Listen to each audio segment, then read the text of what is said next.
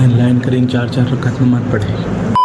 અસલામુઅલૈકુમ। આજનો mini blog 333। સવારમાં જાગી નાઈ ધોઈ કપડા પહેરી બહાર આવીને આપણી બ્લેક પરી ઉપરથી કવર કાઢ્યું, પછી ઘરેથી બ્લેક પરીને લઈને નીકળી ગયો દેવળિયા યાર્ડમાં જવા માટે। છેલ્લા ઘણા મહિનાથી આ ગેટનું કામ ચાલી રહ્યું છે ને ગેટ બનવા જ આવી રહ્યો છે ને હવે તમે મારા વિડીયો ક્યાંથી જોવા કોમેન્ટમાં જણાવજો। પહોંચી ગયો યાર્ડમાં અને હરાજીમાં જતા પહેલા મોઢાની સેફટી કરવી જરૂરી છે। હરાજીનું શૂટિંગ પતાવી માંડવા નીચે આવી ગયો ચેનલમાં વિડીયો અપલોડ કરવા માટે। પછી હરાજીનું બધું કામકાજ પતાવીને બ્લેક પરીને લઈને નીકળી ગયો હું ઘર તરફ। અને અમારા મહુવામાં ઘણો તડકો પડે એટલે 3 ગ્લાસ શેરડીનો રસ પાર્સલ કરાવીને પહોંચી ગયો ઘરે। ઘરે આવતા જ 1 ગ્લાસ શેરડીનો પીધો તો મનને પણ શાંતિ થઈ અને પેટમાં પણ ઠંડક જોવા મળી। અચ્છા। અને આજે છે જુમ્માનો દિવસ એટલે ફરીવાર નાઈ નાખ્યો, નખ કાપીને સુન્નત અદા કરી, વોચ પહેર્યો, સનાયા અત્તર લગાવી, ટોપી પહેરી તૈયાર થઈને ઘરની બહાર આવીને પહોંચી ગયો મસ્જિદે। wuજુ તો કમ્પ્લીટ જ હતું એટલે પગ ધોઈને એતકાફની દુઆ પડીને મસ્જિદમાં દાખલ થયો। બધાને લાઈન કરીને ચાર રકાત નમાઝ પઢાઈ।